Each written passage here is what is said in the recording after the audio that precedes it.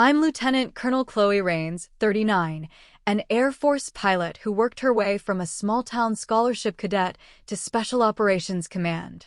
For years, I gave everything to the mission and to the mentor who built my career: late nights, missed family, every ounce of loyalty I had. But when that same mentor stood at a podium and called my judgment a lapse to protect his own reputation, I made a choice that changed everything. Have you ever been erased or betrayed by someone you trusted completely? If so, tell me your story in the comments. You're not alone. Before I get into what really happened, let me know where you're watching from. And if you've ever had to stand up for yourself after being silenced, hit that like button and subscribe for more true stories about integrity, loyalty, and the cost of doing what's right. What came next might surprise you. I stood in the parking lot of the Air Force Academy's Visitor Center on a Thursday morning in May, 22 years old, with a scholarship acceptance letter folded in my jacket pocket. My father had driven me there from Colorado Springs in his old Chevy, neither of us saying much. He'd done 2 tours in Vietnam as an Army grunt, came home with a limp and a distrust of officers. When I told him I wanted to fly, he'd looked at me like I'd announced plans to join the circus. But he drove me anyway. The academy rose against the mountains like something out of a dream I hadn't known I was allowed to have. I grew up in a town where the biggest decision most girls made was whether to work at the grocery store or the diner. My high school guidance counselor had suggested nursing school. I'd applied to the academy on a dare from my physics teacher, a retired Air Force captain who saw something in me I hadn't seen in myself. "You sure about this?" my father asked as I opened the car door. "No," I said. "But I'm doing it anyway." He nodded. That was the last conversation we had about my career for 15 years. I made it through the academy on stubbornness and caffeine. While other cadets formed study groups and social circles, I spent my nights in the library, memorizing aerodynamics equations and aircraft specifications. I wasn't trying to be the best. I was trying not to fail. There's a difference, and it shapes you. Pilot training at Vance Air Force Base in Oklahoma came next. The instructors had a way of looking through you, assessing whether you'd crack under pressure or hold steady. I held steady. Not because I was brave, but because going home felt worse than any training exercise they could devise. I flew my first solo in AT-6 Texan II on a clear autumn morning. The instructor climbed out of the cockpit, tapped the fuselage twice, and walked away. I sat there for a moment, hands on the controls, understanding for the first time that I'd built something, a skill, a place, a self that hadn't existed before. That's when I met Colonel Evan Harland. He was running the advanced training program, a full-bird colonel with a reputation for turning out the sharpest pilots in the Air Force. Tall, gray at the temples, with the kind of command presence that made junior officers straighten their spines from across the room. He watched my landing approach one afternoon, arms crossed, expression unreadable. Afterward, he pulled me aside. "You fly like you're trying not to get noticed." "Sir." "Competent. Careful. By the book." He studied me. "But there's something else there. You've got instinct buried under all that caution."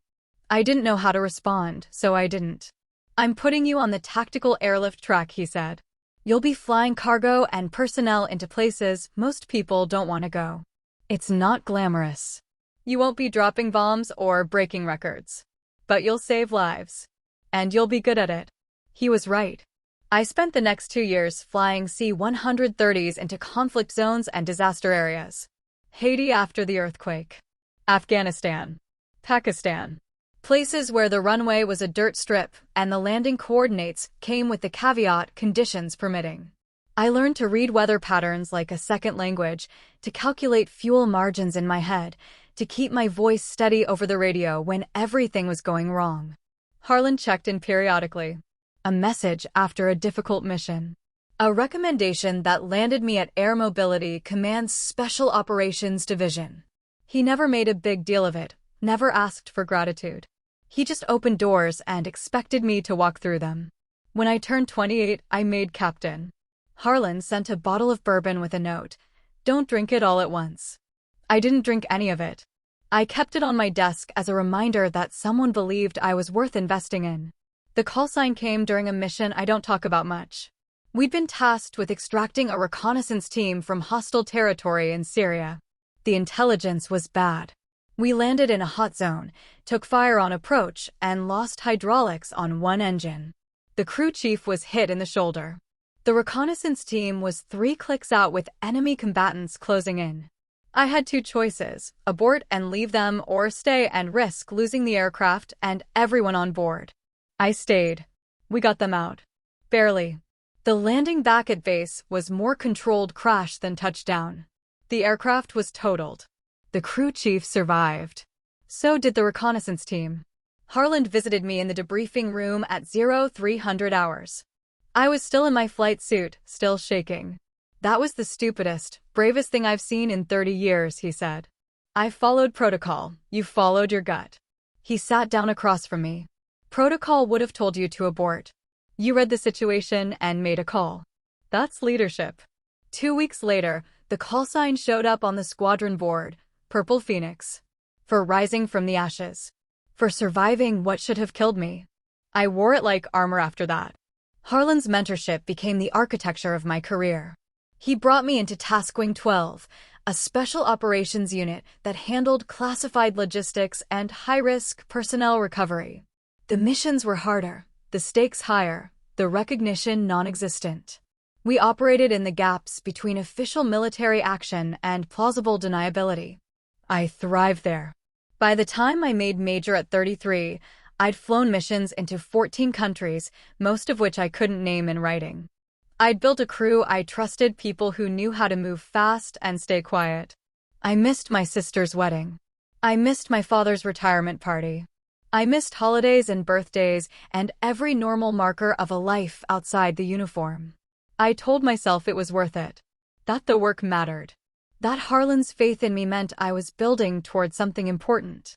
He got promoted to Brigadier General when I was 36. 1 star, 07, a ticket to the Pentagon and policy meetings, and the kind of power that shapes entire commands. I was happy for him. Proud, even.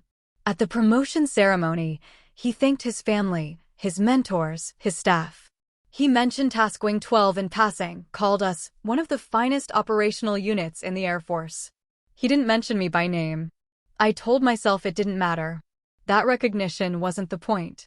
That the work itself was enough. I kept telling myself that for the next 3 years, even as I watched him drift further into the world of politics and public relations, even as the distance between us grew into something I couldn't quite name. I kept believing that loyalty was a currency that held value, that the sacrifices I'd made would eventually mean something. I was wrong. But I didn't know that yet. Not standing in that ceremony hall, watching Harland pin on his star. Not when I flew my next mission 6 days later, or the one after that. I didn't know that the foundation I'd built my career on was already cracking, that the man I'd trusted most was learning to see me as a tool rather than a person. I didn't know that loyalty has an expiration date, especially when it becomes inconvenient. The first crack appeared on a Tuesday morning in the briefing room at Ramstein Air Base in Germany. Harland had been promoted 8 months earlier, and I'd been running Task Wing 12 operations with minimal oversight. He was busy with meetings in Washington, testifying before committees, shaping Air Force strategy at levels I'd never reach.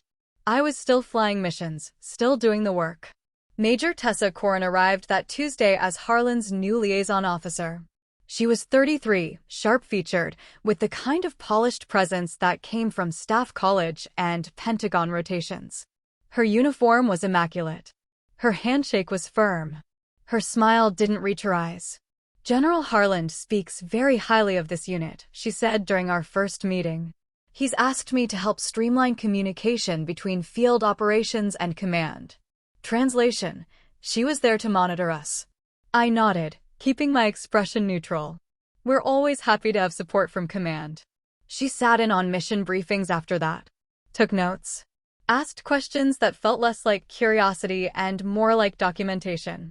She never flew with us, never suited up, never put herself in the situations she was evaluating. She observed from a distance and reported back. The dynamic shifted. Harland started delegating through Corin instead of calling me directly. Mission approvals took longer. Requests for equipment or personnel went through additional layers of review. Nothing was denied outright, that would have been too obvious. Things just became harder, slower, wrapped in bureaucracy that hadn't existed before. I tried to adapt, filled out the forms, attended the additional briefings, smiled through Corin's suggestions about operational efficiency and strategic messaging. Then the commendations started disappearing. It was subtle at first. A mission report I'd written came back with my name removed from the byline, replaced with Task Wing 12 command staff. A recommendation for one of my crew members was delayed indefinitely because it needed additional command review. A briefing I was supposed to give to visiting congressional staffers was reassigned to Corin at the last minute. General Harland thought it would be better to present a unified command perspective, she explained. You understand. I didn't. But I nodded anyway. The real shift came when Harland visited Ramstein for an operational review.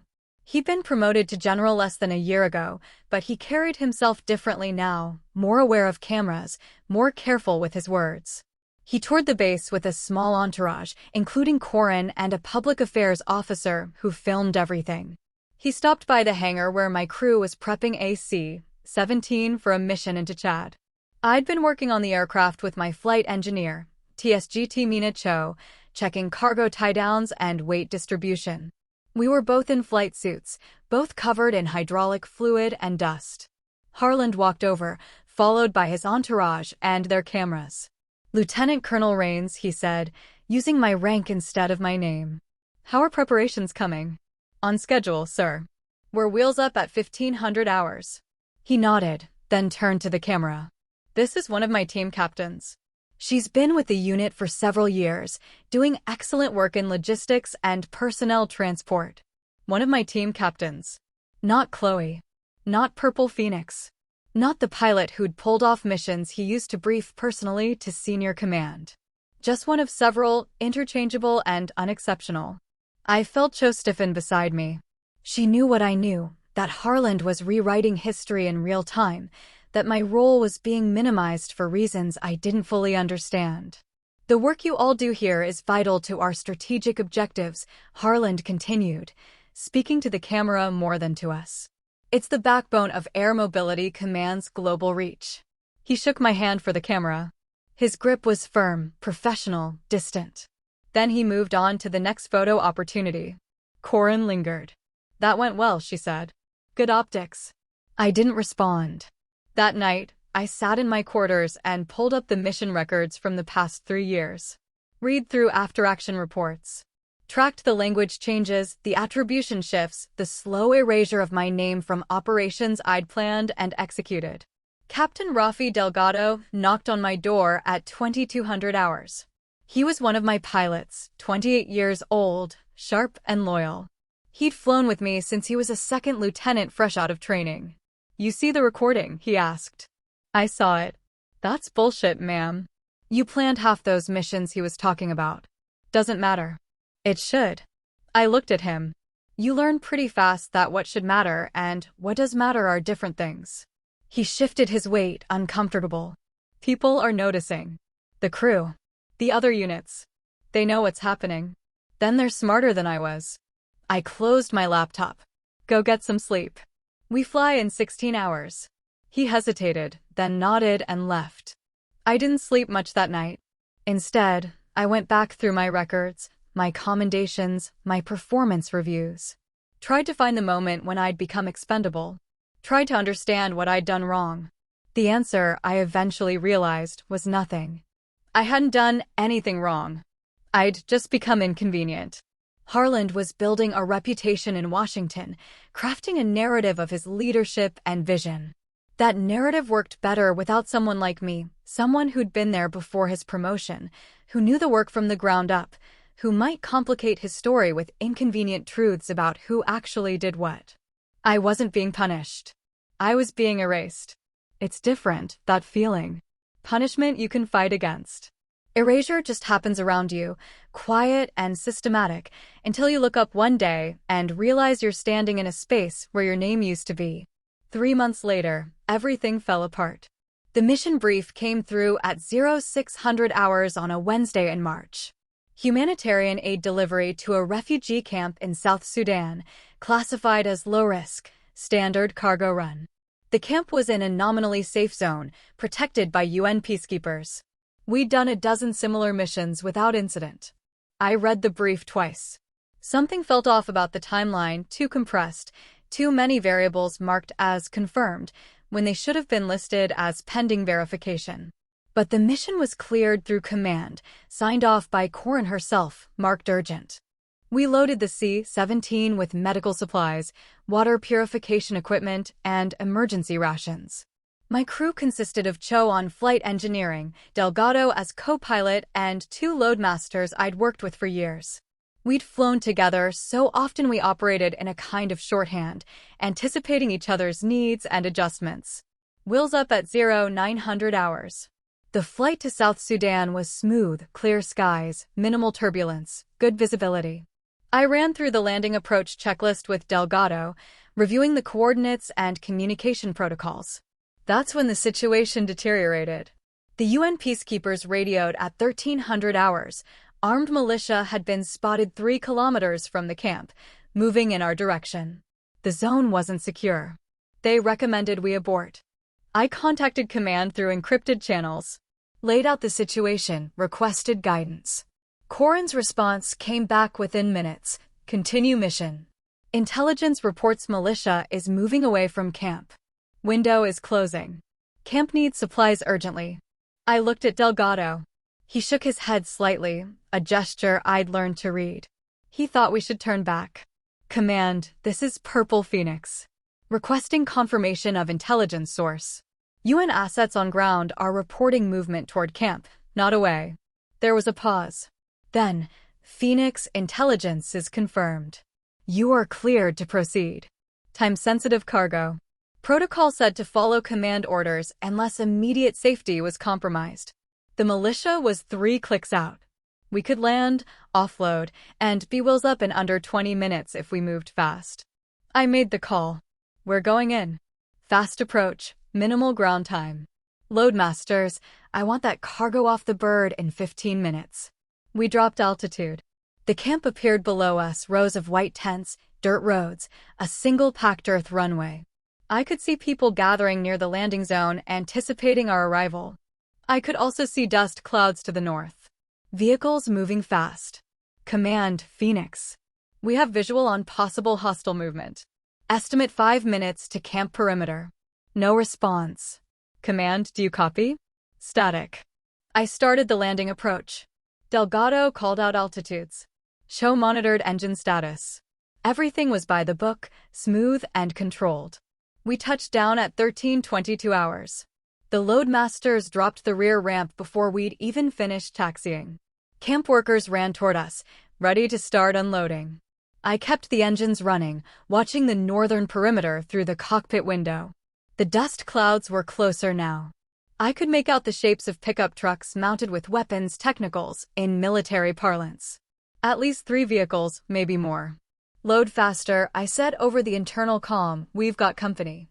Cho was already running calculations.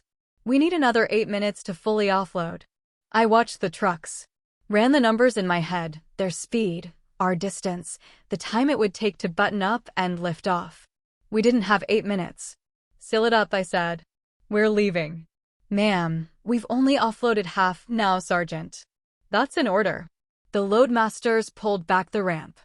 I heard supplies sliding, people shouting, the hydraulic system engaging. Delgado was already advancing the throttles. The trucks were less than a kilometer out. I could see muzzle flashes. We lifted off at 13:31 hours with half our cargo still on board and rounds impacting the runway behind us. One of the loadmasters took a fragment in the leg from a ricochet that came through the open ramp. Not life-threatening, but enough to require medical attention. I climbed hard and fast, putting distance between us and the camp, listening to my crew's controlled breathing and the sound of my own heartbeat. We made it back to base at 1500 hours. The wounded loadmaster was treated and stable. The aircraft had minor damage. Everyone was alive. I filed my after-action report immediately. Detailed the timeline, the intelligence discrepancy, the decision to abort. Followed every protocol for mission deviation. Then I waited. The call came at 2100 hours. Not from Harland. From Corin. The general wants to see you tomorrow at 0800 hours. Pentagon briefing room. Understood. She paused. For what it's worth, you should have trusted command intelligence. I hung up. That night, I copied every file related to the mission onto an encrypted drive. The brief. The communications. The intelligence report. My after-action analysis. I didn't know why yet. Just instinct. The same instinct that had kept me alive in Syria, the same one Harland had once told me to trust. It was the smartest thing I'd done in years. The Pentagon briefing room was smaller than I expected, windowless and sterile, with a conference table that seated 12 and walls covered in classified briefing materials. General Harland sat at the head of the table, flanked by Corin and two senior officers I didn't recognize. A public affairs officer stood in the corner with a camera, inactive but present. I stood at attention, waiting. Harland didn't look at me directly. He opened a folder, scanned the contents, then set it aside. Lieutenant Colonel Rains. Walk me through the South Sudan mission. I did. Start to finish. No editorializing, just facts. The intelligence, the UN warning, the command order to proceed, the visual confirmation of hostile movement, the decision to abort. When I finished, he closed the folder. You deviated from direct orders. I made a tactical decision based on evolving ground conditions that posed immediate danger to my crew and aircraft, sir. The intelligence was clear. The militia was moving away from the camp. With respect, sir, the intelligence was wrong. I had visual confirmation of hostile forces approaching the landing zone. Corin leaned forward. What you had was contradictory information from UN peacekeepers who may not have had complete battlefield awareness. Command had access to broader intelligence sources.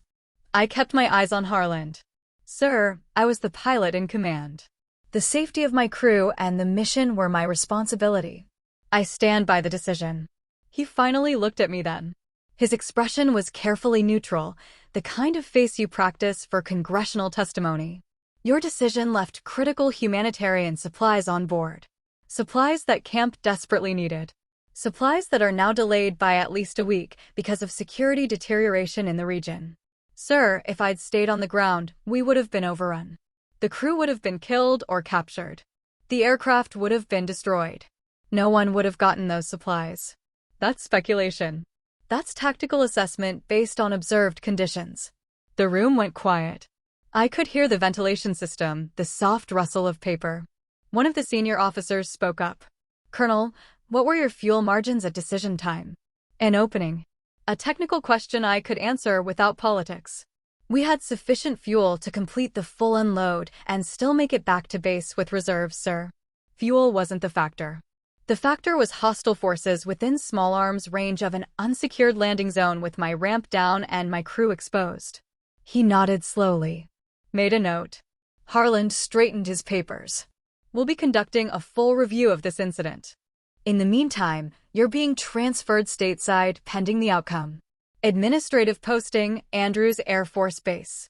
Your crew will be reassigned to other units within Task Wing 12. The words hit like physical blows. Transfer. Reassigned. The careful language of career death. Sir, that's all, Lieutenant Colonel. Dismissed. I stood there for 3 seconds too long. Long enough to see Corin's satisfied expression. Long enough to understand that this had been decided before I walked into the room. The briefing was theater. I saluted. Turned. Walked out. The Pentagon corridor stretched endlessly, polished floors reflecting fluorescent lights. My boots echoed. I made it to the bathroom before my hands started shaking.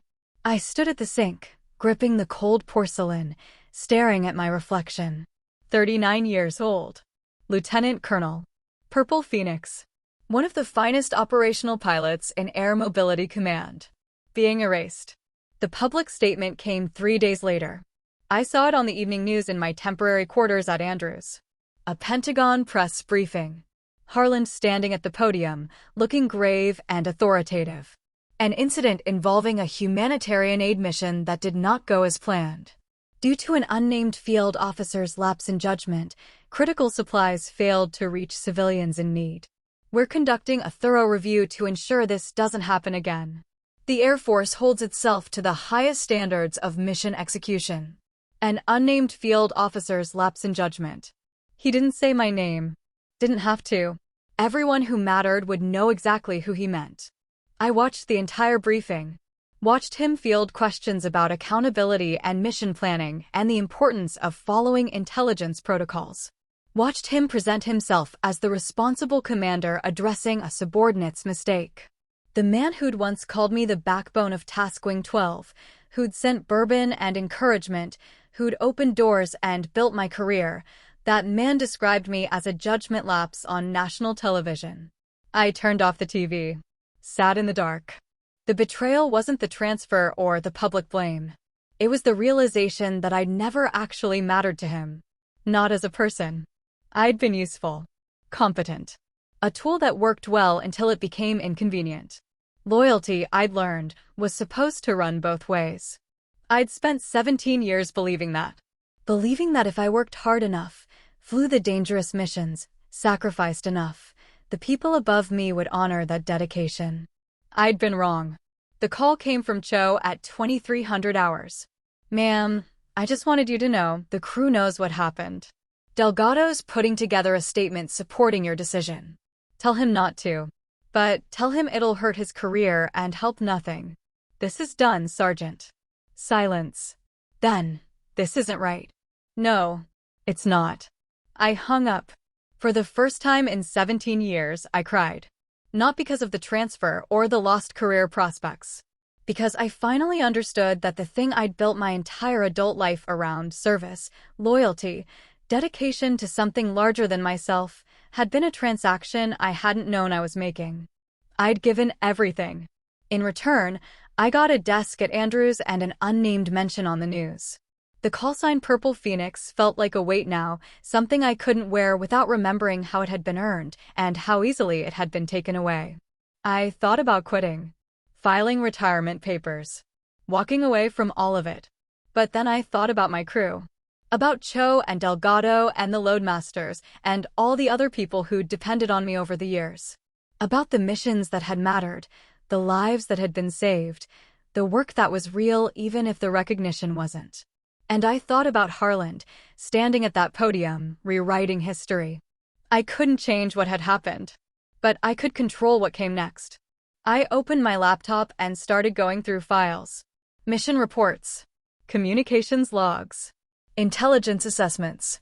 Every piece of documentation I'd been keeping for years, not out of paranoia, but out of habit. The habit of someone who believed records mattered, that truth was worth preserving even when no one was looking. I didn't know yet what I'd do with it all. But I wasn't going to let him erase what actually happened. Not completely. Some things you have to rise from. This was one of them. Andrews Air Force Base sits just outside Washington, D.C., close enough to the Pentagon that you can see the building from certain points on base, a constant reminder of where power actually lives. My new assignment was with the Strategic Operations Analysis Unit, which sounds impressive until you realize it's where they send officers who are technically qualified but politically inconvenient. We wrote reports that other people would use to make decisions. We attended meetings where our input was requested but rarely followed. We existed in the space between relevance and retirement. My office was a windowless cube on the third floor of a building that smelled like floor wax and old coffee. I had a computer, a desk, a filing cabinet, and a view of the hallway. After 17 years of flight decks and operational command, it felt like being buried alive. The first week, I tried to adapt. Showed up at 0700 hours. Read through policy documents and strategic assessments. Attended briefings where senior officers discussed force structure and budget allocations. Smiled politely. Took notes. The second week, I stopped smiling. My new supervisor, Colonel Reese Tanaka, called me into his office on a Thursday afternoon. He was 45, Army originally, transferred to Air Force Joint Operations after a career in intelligence and strategic planning. He had a reputation for being smart and difficult to impress. "You're Lieutenant Colrains," he said, gesturing to a chair. Yes, sir. The Purple Phoenix. I tensed. That call sign followed me now, but not in the way it used to. People knew the story, or thought they did.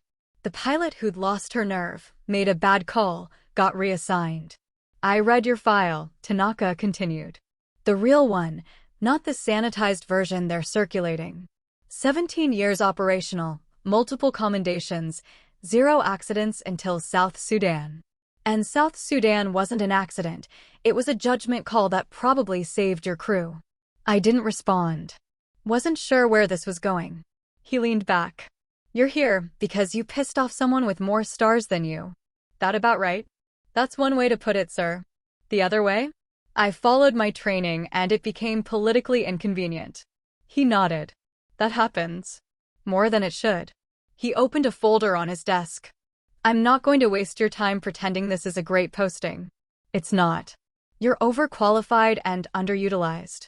But you're smart, you know operations from the ground up, and you can write clearly. Those are rare qualities in this building. Thank you, sir. I'm not done. He slid a document across the desk. We're conducting a comprehensive assessment of air mobility command logistics protocols, particularly related to high-risk humanitarian operations. I need someone who's actually flown those missions to review the data and provide analysis. Real analysis, not the kind that tells leadership what they want to hear. I looked at the document. It was exactly the kind of mission I'd been running before South Sudan. The kind where bad intelligence gets people killed. When do you need it? 3 weeks. I took the folder. I'll have it in 2. He almost smiled. Dismissed. I worked on that assessment for 12 hours a day. Pulled mission reports from the past 5 years. Tracked intelligence failures and communication breakdowns. Analyzed decision-making protocols and command structure. Built a statistical model showing the correlation between compressed mission timelines and adverse outcomes. The conclusion was clear. Missions like South Sudan failed not because of pilot error, but because of systemic problems in how intelligence was gathered, verified, and communicated to field commanders. The protocols were designed for conventional military operations, not the hybrid humanitarian security missions we were increasingly running. I documented everything.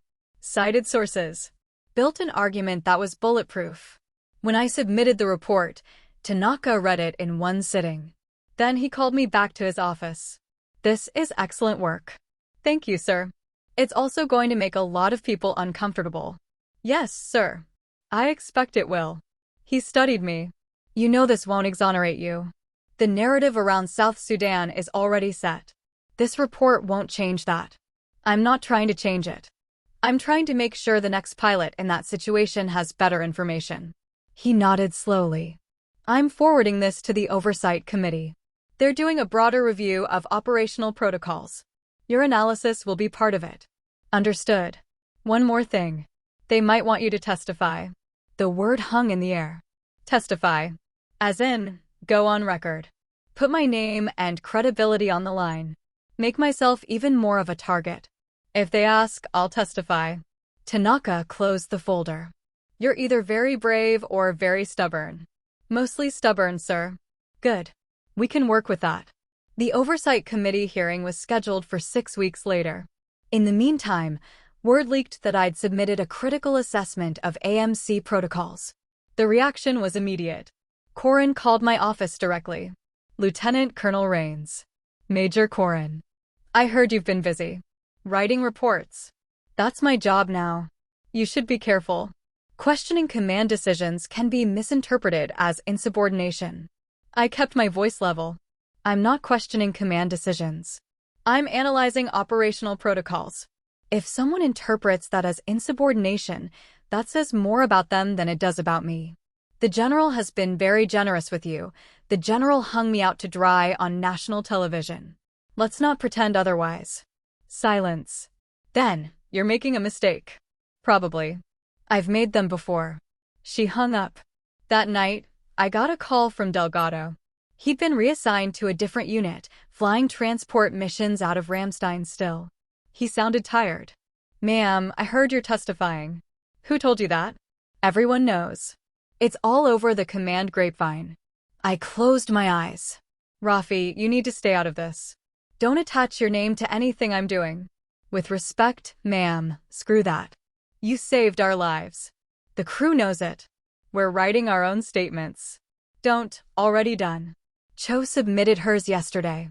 The Loadmasters are finishing theirs tonight. We're going on record. You'll tank your careers. Maybe, but at least we'll be able to look at ourselves in the mirror. My throat tightened. You're a good officer, Rafi. I learned from the best. After he hung up, I sat in my quarters staring at nothing. These people, my crew, who'd flown into hell with me, who'd trusted my judgment, were putting their careers on the line because they believed in something bigger than their own advancement. I'd thought loyalty was dead. But maybe I'd just been looking in the wrong places. The Oversight Committee hearing took place in a secure conference room in the Pentagon on a Monday morning in June. The committee consisted of 5 senior officers, 2 Army, 2 Air Force, 1 Navy, all O7 or higher, all with decades of experience evaluating command decisions and operational protocols. I wore my dress blues. Sat at a table facing the panel. A court reporter transcribed everything. The room smelled like stale air and nerves. The committee chairman, an Army 2-star named General Patricia Vance, opened the session. Lieutenant Colonel Rains, you're here voluntarily to provide testimony regarding Air Mobility Command operational protocols and the incident in South Sudan on March 14th. Is that correct? Yes, ma'am. We've reviewed your written report. It's thorough and well documented. Today, we'd like you to walk us through your decision-making process during the South Sudan mission and then discuss your broader concerns about current protocols. I'd prepared for this. Rehearsed it. But sitting there, facing 5 generals, I felt the weight of what I was about to do. This wasn't just analysis. This was calling out my chain of command in front of the people who could end my career permanently. Or I could protect the next pilot who ended up in my situation. Not really a choice at all. I started with the timeline, the mission brief, the intelligence assessment, the UN warning, the command order to proceed, my visual confirmation of hostile forces, the decision to abort. Then I showed them the communications logs. At 1300 hours, I requested confirmation of intelligence sources. Command responded that intelligence was confirmed. At 1318 hours, I again radioed about hostile movement. No response. At 1324 hours, with hostile forces less than 1 kilometer from the landing zone, I made the tactical decision to abort the offload and depart. General Vance leaned forward. What happened to the communication at 1318 hours? Unknown, ma'am. It's possible there was a technical issue with the encrypted channel. It's also possible command chose not to respond because they'd already given their order and expected me to follow it regardless of evolving conditions. That's a significant allegation. It's what the communications log shows. One of the Air Force generals, a man named Cordell, spoke up. Colonel Rains, you understand that second-guessing command intelligence in the field sets a dangerous precedent. If every pilot makes their own assessment, we lose operational coherence. With respect, sir, pilots are trained to exercise tactical judgment precisely because conditions change faster than command can assess them. We're not robots. We're officers expected to evaluate situations and make decisions. Even when those decisions contradict direct orders? When immediate safety is at stake, yes, sir. That's what we're trained to do. Cordell made a note. Didn't look happy. The questioning continued for 2 hours. They went through every detail of the mission, every decision point, every communication. They asked about my training, my experience, my relationship with General Harland. That's when things got complicated. You worked directly under General Harland for how many years? Vance asked. 7 years, ma'am. From when I joined Task Wing 12 until his promotion to Brigadier General. How would you characterize that working relationship? Professional. He was an excellent mentor and operational commander. I chose my words carefully. His priorities shifted after his promotion. That's natural. General officers have different responsibilities than field commanders. The committee has copies of the public statement General Harland made following the South Sudan incident. Are you familiar with it? Yes, ma'am. He characterized the mission failure as resulting from an unnamed field officer's lapse in judgment. That field officer was you, correct? Correct. How do you respond to that characterization? This was it. The moment where I could either protect myself or protect the system. Where I could blame Harland personally or address the structural problems that led to South Sudan. I thought about Cho and Delgado. About the next crew that would fly into a situation with bad intelligence and compressed timelines. General Harland was working with the information available to him at the command level. The failure wasn't his personal judgment or mine. The failure was systemic. We have protocols designed for conventional military operations being applied to hybrid humanitarian security missions. We have intelligence being confirmed without adequate verification. We have mission timelines being compressed for political or logistical reasons without accounting for tactical realities on the ground. If we want to prevent future incidents, we need to fix those systems, not just blame individual officers. Vance made a note. Even if fixing those systems means questioning how senior leadership makes decisions? Especially then, ma'am. The room went quiet. Another Air Force general spoke up. Colonel, are you aware that General Harland's office has requested your testimony be stricken from this review? I hadn't known that. But I wasn't surprised. No, sir. I wasn't aware. They're arguing that your testimony is biased due to your personal grievance, with the general following your reassignment.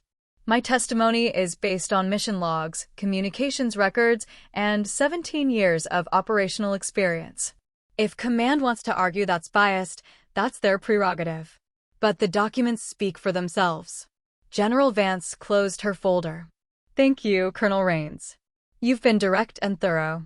The committee will review all testimony and documentation before making recommendations. You'll be notified of any follow-up questions. Yes, ma'am. I stood, saluted, walked out. In the hallway, I let myself breathe. I'd done it. Put everything on record. Challenged the narrative. Provided the evidence. Whatever came next, I'd said what needed to be said. The aftermath of the testimony played out slowly, like watching a glacier move. Nothing happened for weeks. I went back to my desk at Andrews, wrote more reports, attended more meetings. The Oversight Committee deliberated behind closed doors. Harland continued his rise through Pentagon politics. Life continued. Then, 6 weeks after my testimony, Colonel Tanaka called me into his office. The committee released their findings, he said, sliding a document across his desk. I read it. The language was careful, bureaucratic, designed to satisfy multiple competing interests. But the core findings were clear. Air Mobility Command protocols for high-risk humanitarian operations required comprehensive revision. Intelligence verification processes needed strengthening. Field commanders would be given greater authority to abort missions based on tactical assessment. Communication systems would be upgraded to prevent the kind of gaps that occurred during South Sudan. And buried in the recommendations, Lieutenant Col Chloe Rains demonstrated sound tactical judgment consistent with her training and experience. Her decision to abort the mission likely prevented casualties and loss of aircraft. It wasn't an exoneration, exactly. But it was vindication. They're not overturning your transfer, Tanaka said. You're still here. But your service record will be amended to reflect the committee's findings. And Harland. General Harland has been informed that his characterization of the incident was inconsistent with the facts. He's been counseled accordingly. Translation: a slap on the wrist. A private conversation. Nothing that would affect his career trajectory. I should have been angry. Part of me was. But mostly I felt tired. There's something else, Tanaka continued. The committee was impressed with your analysis. They've requested you serve as a consultant on the protocol revisions. It would expand your clearance, give you access to broader operational data. Interested? I thought about it. About spending the next few years in this office, in this building, analyzing problems instead of solving them in real time. Yes, sir. I'm interested. Good. You start next month. Word of the committee findings spread through the military grapevine the way everything does, quickly, quietly, with subtle shifts in how people treated me. Officers who'd avoided me after South Sudan started acknowledging me in hallways again. A few sent congratulatory emails. Most just pretended nothing had happened. The most meaningful response came from my old crew. Delgado sent a message. Never doubted you, ma'am. Drinks on me next time you're at Ramstein. Cho sent a photo, her and the rest of the crew standing in front of AC-17, giving a thumbs up. On the fuselage behind them, someone had stenciled Purple Phoenix in small letters near the crew door. Against regs, definitely. But it made me smile anyway. Harlan's response came indirectly. Major Corin was quietly reassigned to a staff position in Alaska. Harlan's public appearances became less frequent. He was still a general, still influential, but the trajectory had shifted. The man who'd been on track for a second star now seemed to be treading water. I didn't take pleasure in it. Revenge wasn't what I'd wanted. I'd wanted the truth on record, the systems fixed, my crew protected. I'd gotten that. Mostly.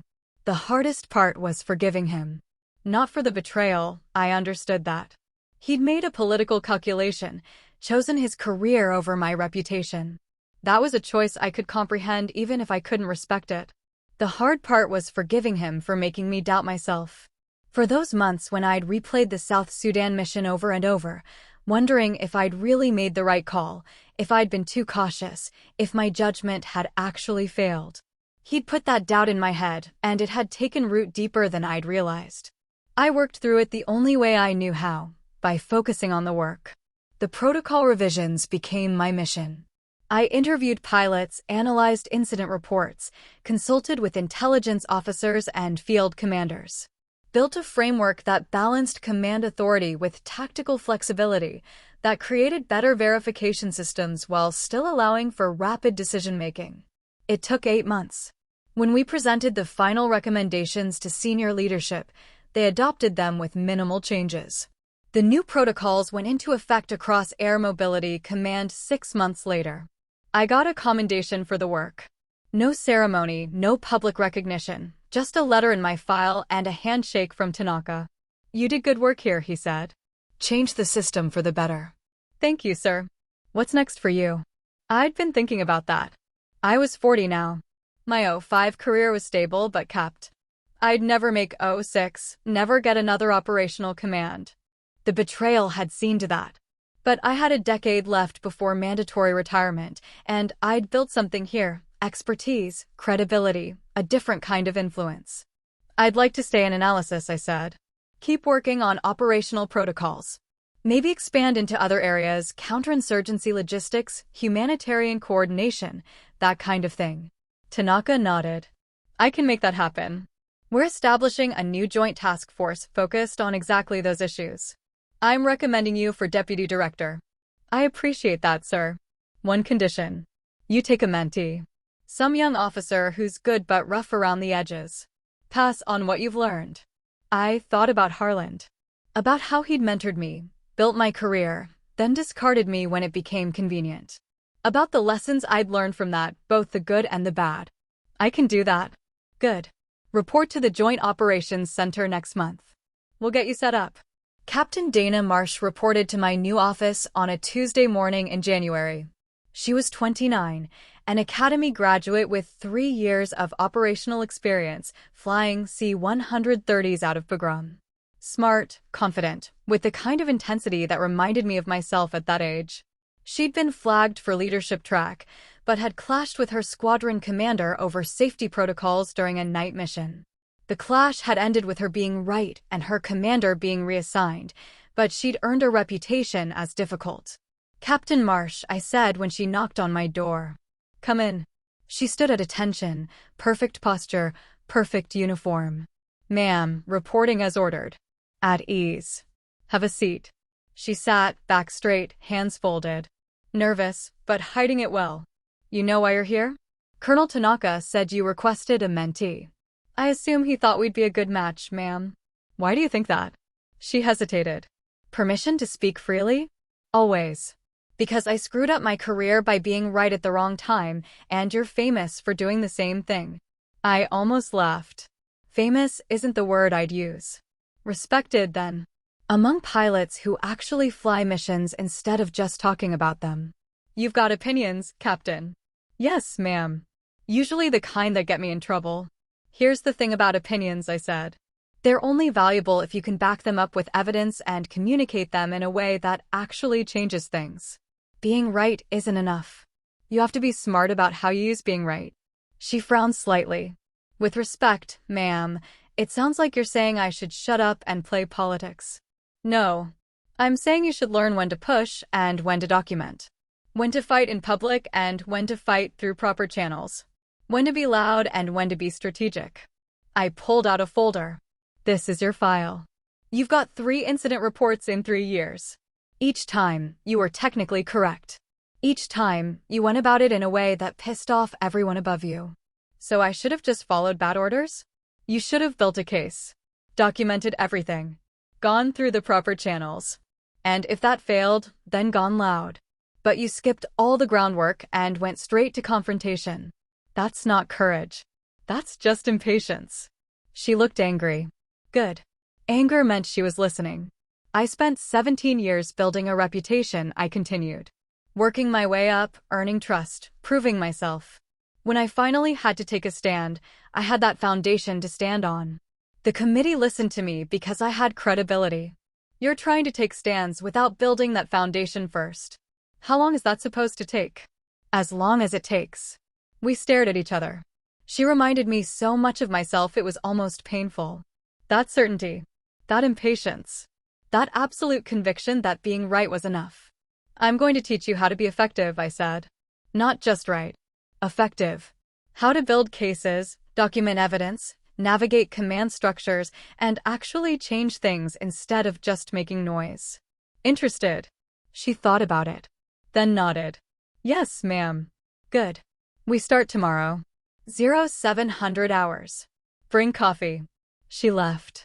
I sat in my office, thinking about cycles. About how we pass things down, skills, mistakes, hard-won wisdom. About how mentorship could either perpetuate systems or help change them. I thought about Harland. About the things he'd taught me that were valuable: operational excellence, strategic thinking, attention to detail. And about the things he'd taught me by negative example, that loyalty has limits, that politics can corrupt good leadership, that you have to be careful who you trust with your career. I could either become bitter about that betrayal or use it to become a better mentor. To teach Marsh not just how to be a good pilot, but how to navigate a system that didn't always reward excellence. How to protect herself while still maintaining integrity.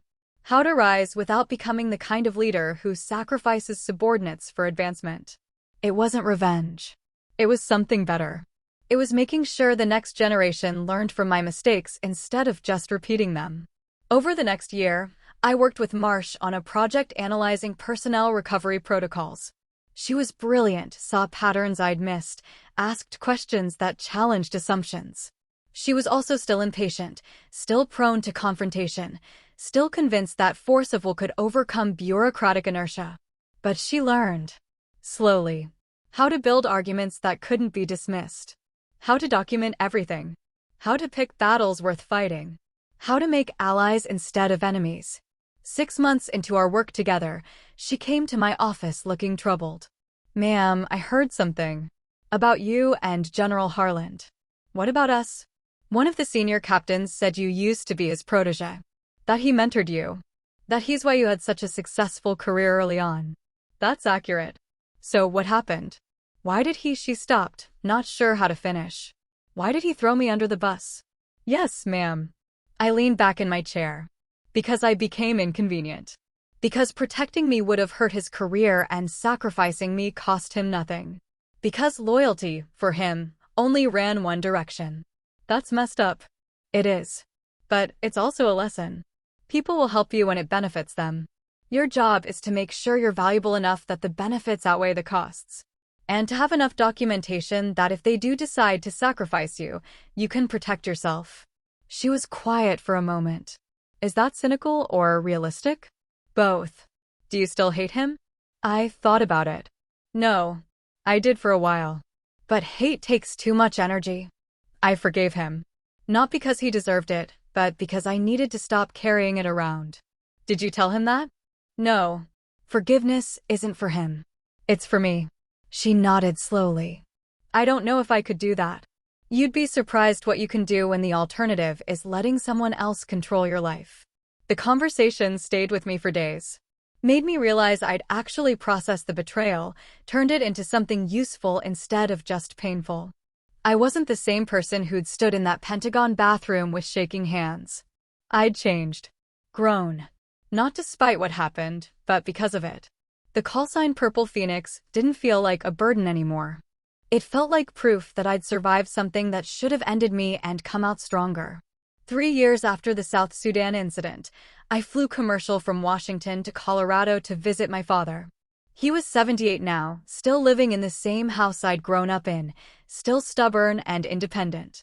We'd rebuilt our relationship slowly over the years, though we still didn't talk much about my career. He read about the Oversight Committee findings in the news, sent me a one-line email. "Proud of you, kid." Coming from him, it meant everything.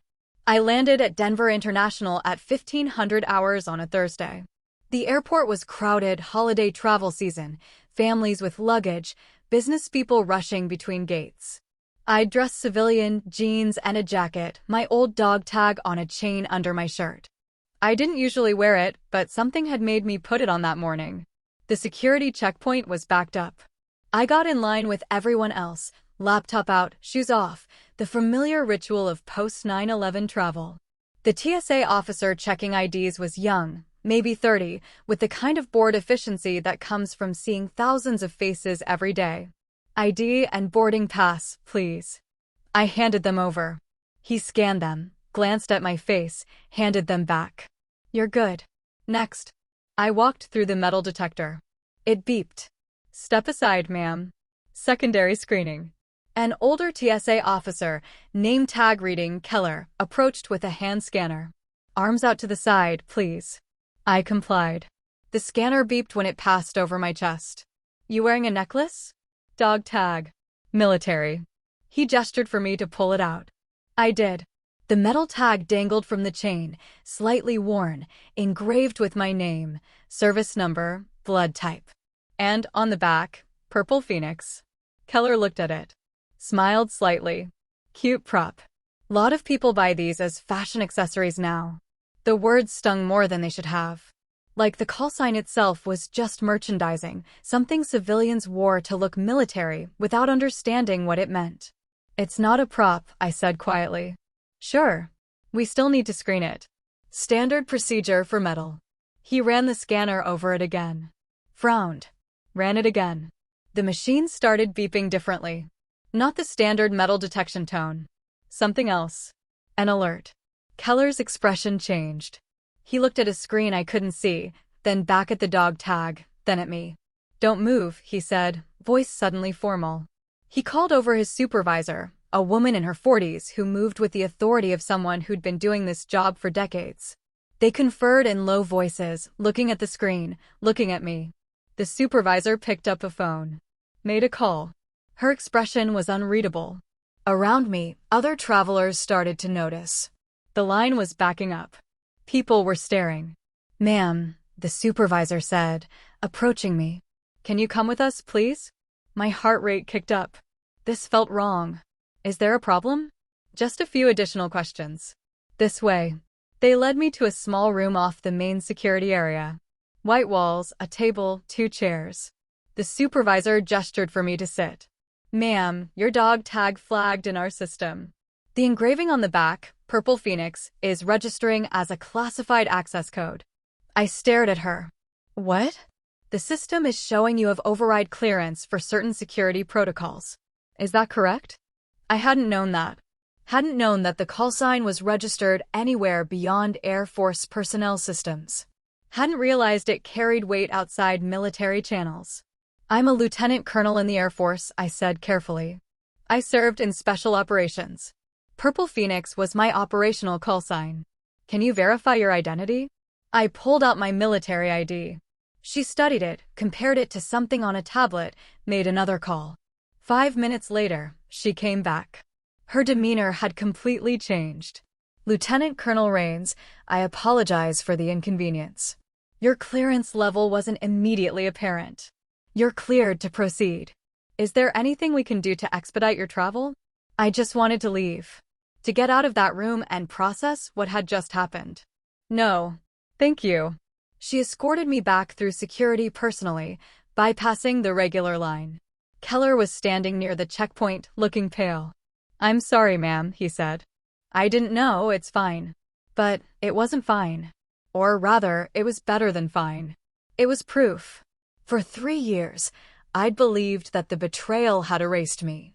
That Harlan's public statement and my transfer had somehow invalidated everything I'd done. That the callsign Purple Phoenix had become a liability instead of a badge of honor. But the system remembered. Not just military systems, civilian systems, security protocols, the infrastructure that tracks clearances and access and authority. Somewhere in databases I didn't even know existed, Purple Phoenix still meant something. Still carried weight. I walked through the airport in a daze. Got my luggage. Found my rental car. Drove to my father's house in silence. He met me at the door, older and grayer, but still solid. Hugged me the way he never did when I was younger. "You look different," he said. "Different how?" "Lighter. Like you put something down." We sat on his porch with coffee, watching the mountains turn purple in the evening light. I told him about the airport. About the dog tag. About how a random security screening had somehow proven that I hadn't been erased after all. He listened without interrupting. When I finished, he was quiet for a long moment. "You know what I learned in Vietnam?" he finally said. "The people who make the most noise about honor usually don't have any. And the people with real honor don't need to announce it. It just shows up when it matters." Is that supposed to make me feel better? I don't know.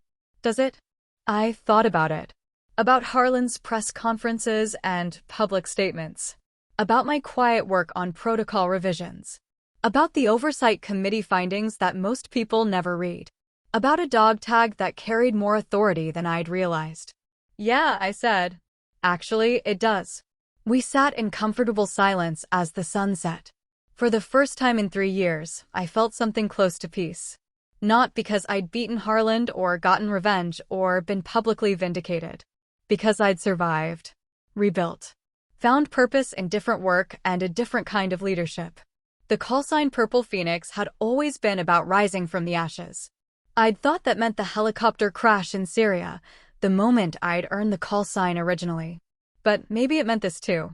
Rising from a different kind of crash, the betrayal that should have ended my career but instead forced me to become someone different, someone stronger. I'd given 17 years to the Air Force. Sacrificed relationships and normalcy and the easier path. I'd been betrayed by someone I trusted, sidelined, and discredited. But I'd also survived.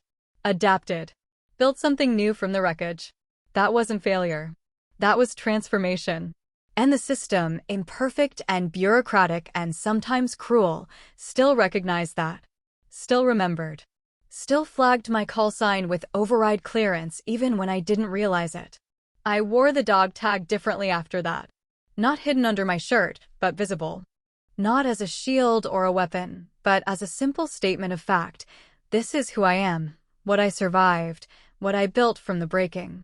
For years, I'd thought loyalty was silence. That supporting the mission meant keeping my head down and following orders. That being a good officer meant sacrificing myself for people who'd never return the favor. I'd learned different. Loyalty is speaking up when silence would be easier. It's protecting your crew even when it costs you. It's building systems that serve people instead of politics. It's mentoring the next generation not to repeat your mistakes. And sometimes, loyalty means surviving. Rising. Starting again from ashes. That's what Purple Phoenix really meant. Not just one moment of survival, but a lifetime of them. Each betrayal, each setback, each moment where I could have given up but chose to keep going. The airport screening was just one more proof of that. One more reminder that I'd earned something that couldn't be taken away, not by politics or public statements or career reassignments. I'd earned the right to rise. Again and again, as many times as it took. That was enough. 1 year later, I stood in front of a lecture hall at the National Defense University in Washington, looking at 40 mid-career officers who'd been selected for advanced strategic studies.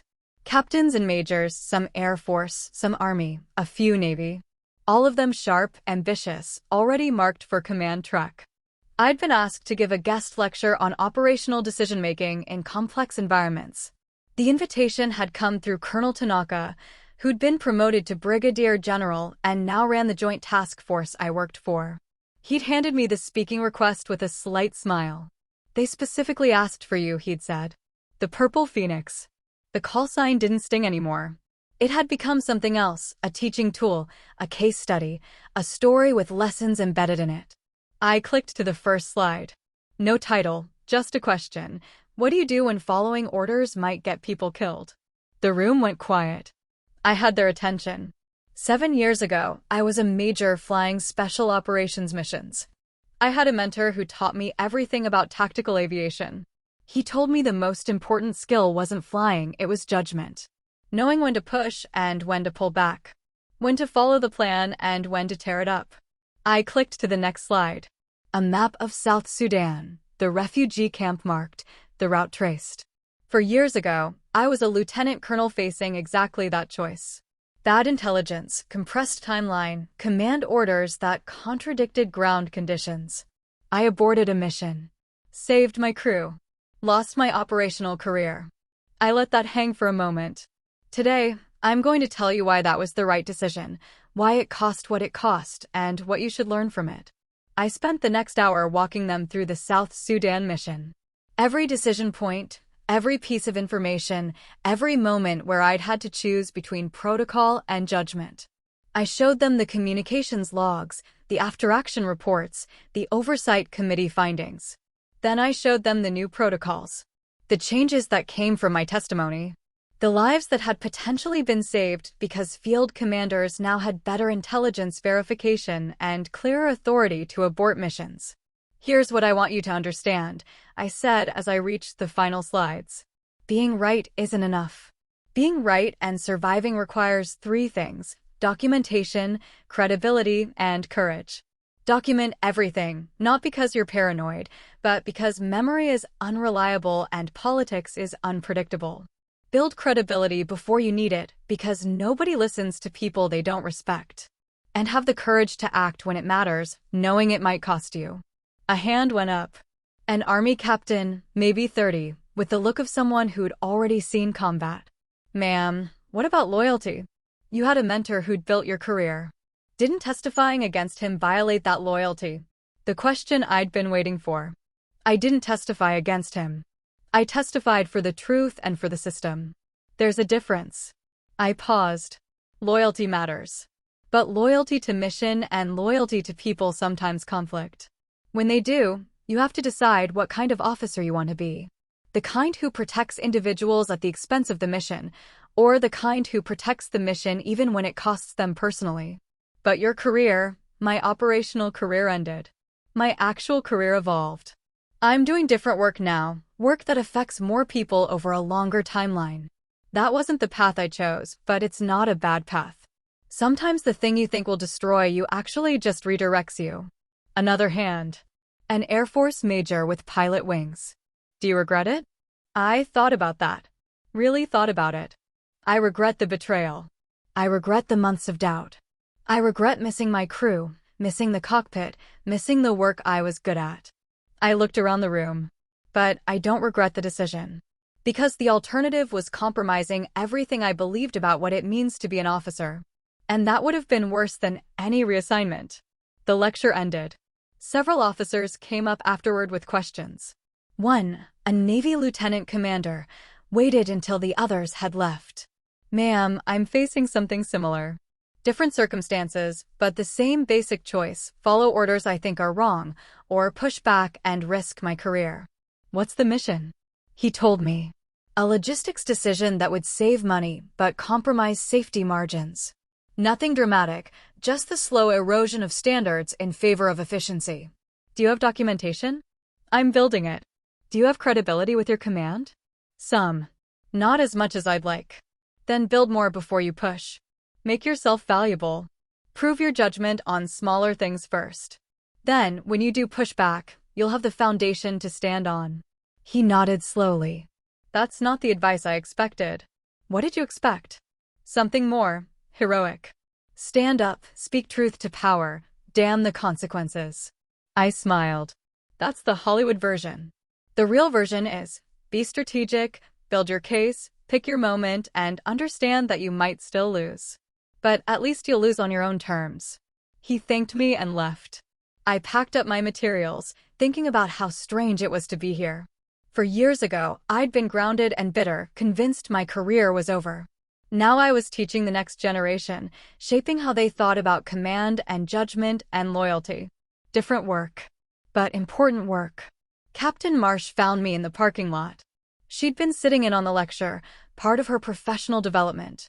She'd made first lieutenant a year ago, was on track for captain ahead of schedule. That was good, she said. You didn't sugarcoat it. Never do. The part about loyalty. That hit hard. Personal experience? She nodded. My old squadron commander reached out. Wants me to testify in his defense at a review board. Says I owe him for the mentorship. Do you owe him? I don't know. Maybe. But what he's being reviewed for, it's legitimate. He really did compromise safety. If I testify for him, I'm lying. Then don't. But loyalty doesn't mean lying for people. It means telling the truth even when it's hard. Especially when it's hard. I unlocked my car. You don't owe anyone your integrity. Not me, not Tanaka, not your old commander. That's the one thing that's actually yours. She looked relieved. Like she'd needed permission to do what she already knew was right. Thanks, ma'am. I drove back to my office thinking about cycles. About how we pass down not just skills, but values. About how mentorship could either perpetuate broken systems or help fix them. I thought about Harland, about the good things he'd taught me before the betrayal. About how even failed relationships leave lessons worth keeping. My phone buzzed. A message from Tanaka. Good lecture. Dean wants you back next semester. Interested? I thought about it. About standing in front of rooms full of officers who were where I'd been, smart, ambitious, still believing the system would reward excellence. About giving them tools to navigate that system without becoming casualties of it. Yes, I replied. I'm interested. That night, I met my father for dinner. He'd flown out to visit, wanted to see Washington, wanted to understand this new version of my life. We sat in a restaurant near the Pentagon, eating steaks and talking about nothing important. You seem happy, he said eventually. I am. Mostly. Mostly? I still miss flying sometimes. Miss the crew. Miss the work. But I'm doing something that matters. Just differently than I expected. He nodded. That's life. Rarely goes the way you plan. The question is whether you can adapt. Did you? After Vietnam. Eventually. Took a while. He cut his steak. I was angry for years. Angry at the army, at the politicians, at everyone who'd sent us there and then forgot about us. But anger doesn't build anything. It just burns. What changed? I stopped asking why it happened and started asking what I could do with what I'd learned. Found ways to help other vets. Turned the experience into something useful instead of just painful. I thought about that. About transformation. About how survival is just the first step and meaning is what you build afterward. That's what I'm doing, I said. Turning it into something useful. I know, he said. I'm proud of you. Coming from him, after all these years, it felt like closure. Not just on the betrayal or the career change, but on something older. The need to prove myself to someone who doubted I belonged in uniform. The need to justify choices he didn't understand. I didn't need that anymore. I'd proven it to the only person who mattered, myself. Later, walking back to my car, I touched the dog tag under my shirt. Purple Phoenix. The call sign that had defined me, broken me, and ultimately taught me what really mattered. Rising wasn't about going back to what you were before. It was about becoming something new from the ashes of who you'd been. I'd risen. And I'd keep rising. As many times as it took. That's my story. Now tell me yours. What would you have done in South Sudan, follow the order, or abort? Have you ever had a mentor turn political on you? How do you balance loyalty to people versus loyalty to the mission? Would you have worn the dog tag after the TSA moment? Drop your take in the comments, share this with someone who needs it, and subscribe for the next chapter on boundaries, judgment, and career survival.